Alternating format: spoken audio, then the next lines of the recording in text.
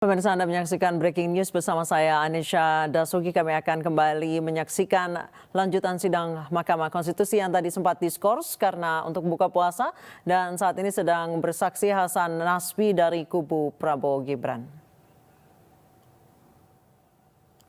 2022 angka korelasinya 0,02 mendekati 0. Artinya tidak ada hubungan sama sekali itu. Kalau mau dua riset tambahin dengan riset dari Meksiko.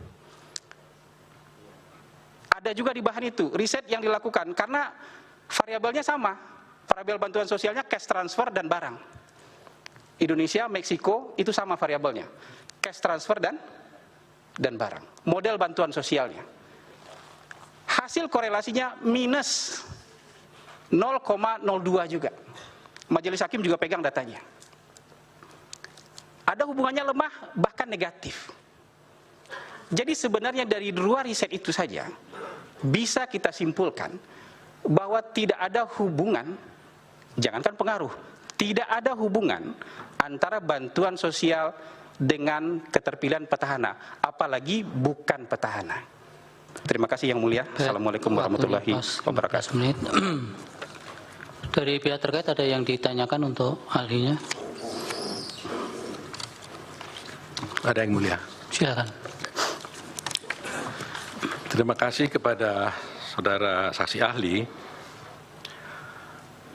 Dalam penjelasan saudara, pertama saudara menggunakan hasil survei yang dibuat oleh yang dari Profesor Hamdi ya, Prof. Hamdi Muluk.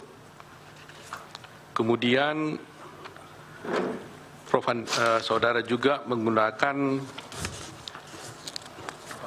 hasil dari Eksis Polkompas, ya, gitu.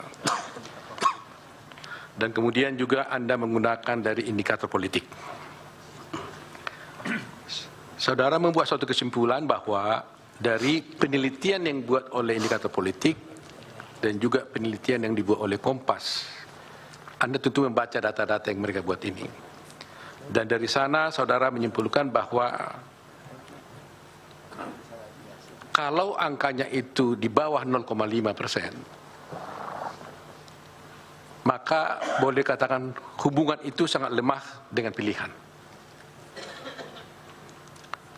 Kemudian akhirnya saudara membuat kesimpulan juga bahwa sebenarnya karena bansos tidak mempunyai hubungan kausal dengan pilihan yang dibawa oleh para pemilih,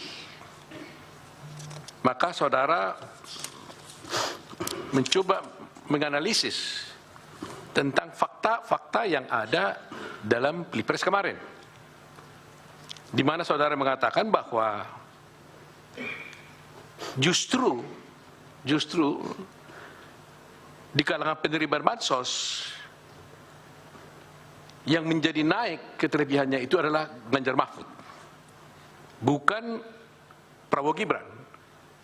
Saudara mengatakan Ganjar Mahfud justru naik dari 17% menjadi 22%. Sedangkan Prabowo Gibran stabil di angka 58. Iya, tadi Pertanyaan sudah saya, dijelaskan. menurut saksi ahli, apa yang menyebabkan hal itu bisa terjadi kenaikan khususnya pada Ganjar Mahfud dari 17 menjadi 22%? Itu mohon dijelaskan. Kedua, tadi saudara juga sudah menjelaskan tentang bahwa memang tidak ada hubungan dengan petahana, artinya bansos itu tidak ada hubungan kausalnya dengan pilihan daripada para pemilih terhadap satu petahana. Nah, menurut saudara bahwa apakah dengan demikian ahli bisa langsung menyatakan bahwa sebenarnya Prabowo Gibran ini menjadi petahana, sedangkan petahana yang benarnya kan adalah Pak Jokowi. Sedangkan Prabowo Gibran kan bukan petahana. Nah, lantas dengan demikian saya bertanya, apakah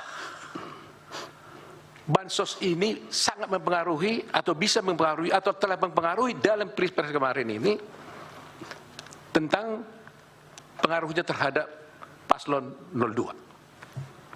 Itu pernyataan kami, terima kasih. Baik, masih ada lagi? Terima kasih Yang Mulia.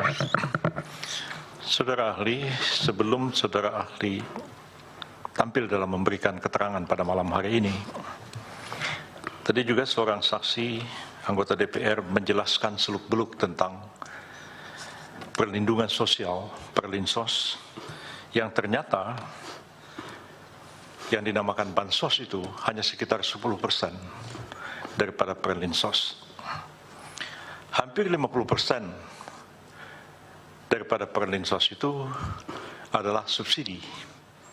Dan dua subsidi yang paling besar adalah subsidi BBM dan subsidi listrik, hampir 250 triliun dari 484 triliun jumlah Perlinsos dalam APBN 1 tahun.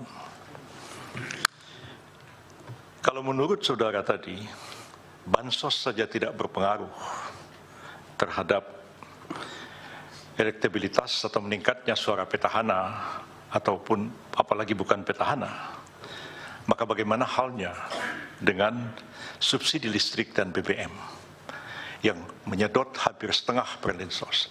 Apa ada pengaruhnya terhadap keterpilihan kandidat dalam Pilpres atau tidak? Yang kedua, ternyata bansos termasuk juga bansos yang dikaitkan dengan El Nino itu tidak diberikan langsung, melainkan ditransfer melalui bank account dan sebagian dikirim melalui kantor pos kepada penerimanya. Yang penerimanya itu sudah ada datanya, namanya, alamatnya, KTP-nya, nomor rekening banknya, dikirim sekaligus seperti itu. Apakah dengan pola-pola pengiriman seperti itu mungkin dapat dititipkan kepada orang yang benar itu, kamu pilih Gibran, kamu pilih Prabowo, atau kamu pilih Anies, atau kamu pilih Ganjar, atau tidak mungkin? Yang ketiga, selama persidangannya begitu gencar, pemohon 1, pemohon 2 itu bernarasi di sini. Begitu dahsyatnya bantuan sosial itu disalahgunakan oleh Pak Jokowi. Bahkan seorang Romo, seorang pastor Katolik di sini mengkualifikasikan Presiden Jokowi itu melakukan kejahatan dengan menyalahgunakan bansos. Apakah orang-orang ini, termasuk pastor ini, bicara tanpa data, bicara omong kosong, tidak mengerti, atau memanipulasi segala sesuatu untuk kepentingannya sendiri? Apa pendapat saudara, orang yang ngomong tanpa data seperti ini?